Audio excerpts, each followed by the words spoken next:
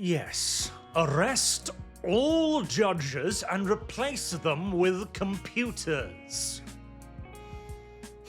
Okay, that's perhaps putting it a bit stridently, but not that far away from my actual opinion these days, honestly, as there's been a couple of interesting little incidents over in the good old US of A, with judges being arrested after having knowingly and willingly violated the very law they are entrusted to protect. In one case, a New Mexico judge was hiding illegals in his house, including a Venezuelan gangbanger, allegedly, as all of these things go, and another one in Milwaukee, where a man who was up on charges for, misdemeanor battery, beating his roommate and his girlfriend 30 times, minor things, elected to let him out the back, so to say, by letting him use the exits that only judges and jurors are allowed to use, again knowingly allowing a man to avoid the correct authorities. So, yes, not only is it correct and proper to arrest these people, but they should further be punished, not merely for the crime they committed of aiding and abetting, they should also be punished, severely so, for violating the very principles of the law that they are entrusted with protecting. They should be punished for launching an assault upon the gentleman's agreement upon which our entire Western judicial system is based. And that punishment should, as I'm sure you can tell by my intonation here, rather severe.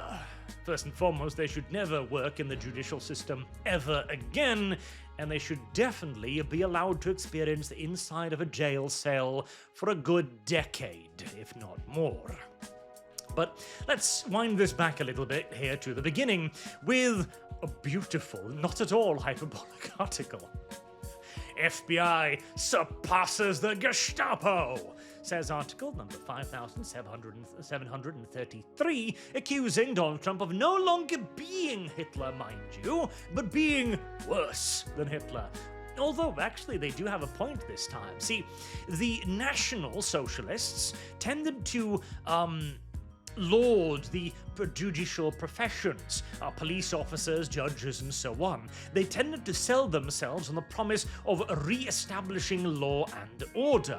This is how the National Socialists, both in Italy and Germany, got into power, and thus attacking the very, incarnation of that judicial system, that law and order mindset, the judges, would be a rather poor PR move. In America, however, activist judges have become such a strident problem now that effective government appears to be damn near impossible due to their extraordinarily broad powers and the willingness to abuse those powers. See, referring to the gentleman agreement I touched upon earlier, our legal system is flawed. Deeply so, in so many ways. And to try and get around this problem, as all systems are flawed, judges are granted a great deal of power and leniency to interpret cases, to read between the lines in the letter of the law, to attempt to come up with a just verdict. Now, gentlemen agreements are basically saying, yes, we all see the crack in the wall, the system isn't perfect, it never can be, but we will all agree to ignore the crack in the wall. We will not abuse our powers, even if we can, because that is the only way we can have a functional system. The reason why we refer to judges as Your Honor is for that reason. It is supposed to be an honorable individual, a impartial judge, the perfect adjudicator, intended to take in all the information from the prosecution, to the defense, to the jury, etc., all of the evidence, and then come up with a just verdict. This did not happen in these two cases here.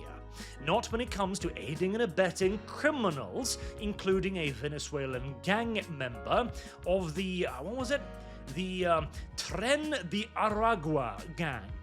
Okay, well, what have they been up to? Stealing bicycles, maybe? Something innocent? Well, activities: murder, protection racketeering, drug trafficking, human trafficking, forced prostitution, human smuggling, kidnappings for ransom, retail theft, robbery, illegal mining, bribery, and money laundering. Ah, well, sound like lovely individuals to me, frankly. I can totally see why you'd want one of these individuals holed up in your home for an extended period.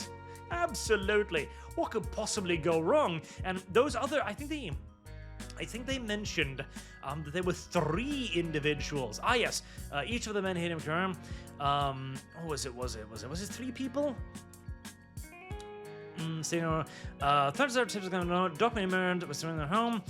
Sharp tampering evidence. Jail record shows. Taken into custody. I think they were. There we go. Yeah. Took 3 immigrants into custody. So 3 people at his home.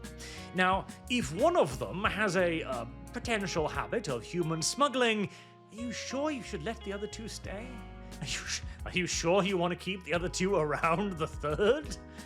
Just saying. But hey, details, right? Now, in this case, at the very least, he didn't actively desecrate his own courtroom. He merely violated the law. That should obviously get him banned from ever being a judge anywhere ever again, obviously, automatically so. But it is less severe, in my opinion, than the actions of Hannah here. Hannah Dugan. So, Hannah Dugan, and I love this, no one is above the law, indeed, not even the judges who like to think they are. But Hannah Dugan had a person in her court. He was accused of misdemeanor battery, which was attacking, let's see here, what was there? Misdemeanor battery, attacking his roommate and his girlfriend, I believe, it might have been a different article, striking them with a closed fist 30 times. So, assault, basically, straight up. I don't know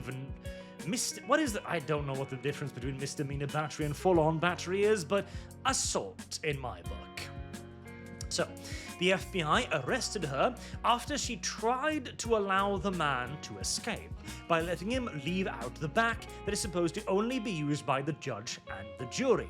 She did this fully knowing that the FBI was waiting for the individual outside, fully knowing that he was an illegal immigrant. The FBI agents had come in and said, hey, we have a warrant for this man's arrest. She had taken them out onto the hallway and said, let me see your paperwork, and the paperwork was not sufficient to enter the courtroom where there was an expectation of privacy and arrest him in there. So they have to wait outside.